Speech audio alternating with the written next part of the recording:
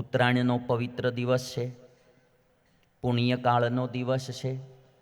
એટલે આપ બધા જાણો છો કે ઉત્તરાયણ એટલે સૂર્યનારાયણ મકર રાશિમાં પ્રવેશ કરે.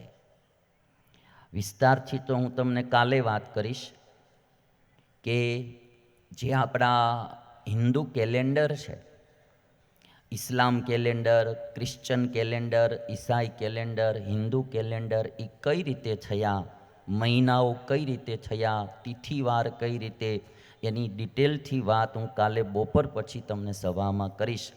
પણ આજે કાલે મકર સંક્રાંતિ છે તો થોડી વાત કરું કે અમુક તારાઓનો જે સમૂહ હોય એને નક્ષત્ર કહેવામાં આવે. અમુક તારાના સમૂહને નક્ષત્ર કહેવામાં આવે. એવા 27 નક્ષત્રો હોય. આકાશમંડળમાં 27 નક્ષત્રો હોય અને 27 નક્ષત્રોમાંથી અમુક નક્ષત્રોનો સમૂહ બને એને રાશિ કહેવામાં આવે. તમે બધા જન્મ વખતે રાશિ જોતા હો તો આ અમુક તારાઓનો સમૂહ એને નક્ષત્ર કહેવાય. એવા 27 નક્ષત્રો અને 27 નક્ષત્રોમાંથી અમુક નક્ષત્રોનો સમૂહ બને એને રાશિ કહેવામાં આવે. એ 12 રાશિ છે. 12 રાશિ એટલે તમે સમજો કે કમસે કમ 2 નક્ષત્રનો સમૂહ તો થાય જ. 12 દુ 24, તોય 3 વધે એટલે કોક 3 નક્ષત્રનો સમૂહ, કોઈ 2 નક્ષત્રનો સમૂહ, એને રાશિ કહેવામાં આવે.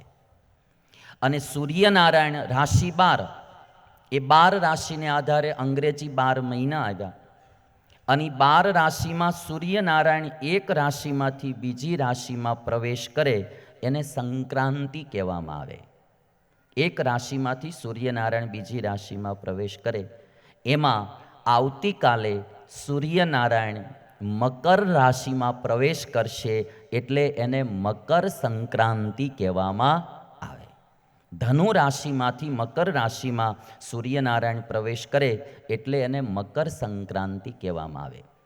મહિનાની 15 તારીખની આજુબાજુ સૂર્યનારાયણ એક રાશિમાંથી બીજી રાશિમાં પ્રવેશ કરે.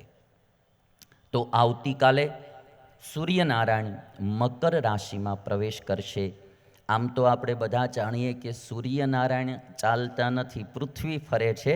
પણ આપણને જેમ ઓલા ટ્રેનમાં જતા હોઈએ તો કેમ ઓલા ઝાડવા પડખે જતા હોય, હાયલા જતા હોય એવું લાગે. ટ્રેન જતી હોય ને એમાં આપણે ઊભા હોય તો વૃક્ષો હાલતા હોય એવું લાગે. હકીકતમાં ટ્રેન ચાલતી હોય.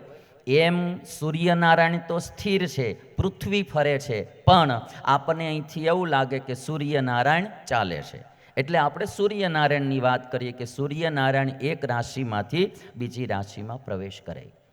તો કાલનો કાળ જે છે એને મકર સંક્રાંતિ કહેવામાં આવે. અને અત્યાર સુધી સૂર્યનારાયણ ઉત્તર દિશામાંથી થોડા દક્ષિણ દિશામાં જતા હોય.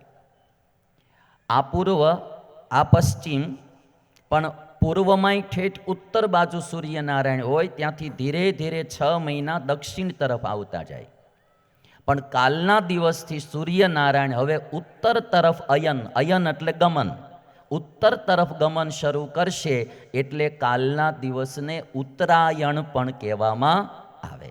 ઉત્તર અયન એટલે ઉત્તરાયણ કહેવામાં આવે.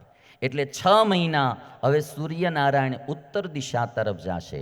એટલે રોજ થોડા સૂર્યનારાયણ આમ ઉત્તર દિશા તરફ જતા જશે અને 6 મહિના પછી પાછા દક્ષિણ દિશામાં આવે. એને દક્ષિણાયન કહેવામાં આવે. ઉત્તરાયણનો કાળ એ પવિત્ર કાળ કહેવામાં આવે. અને કાલથી શરૂઆત થાય એટલે પુણ્યનો કાળ કહેવામાં આવે. આવતીકાલે લોકો બધા યથાશક્તિ દાન પુણ્ય કરે. કોઈ ગૌશાળામાં દાન કરે, કોઈ મંદિરોમાં દાન કરે, કે પોતાની શક્તિ પ્રમાણે દીન દુખિયાને આપે. કાલનો કાળ એ પુણ્ય કાળ છે. એટલે યથાશક્તિ બધા જ પોતપોતાની રીતે દાન પુણ્ય કરે. તો વાલા ભક્તો, આટલી વાત મેં તમને ઉત્તરાયણની કરી.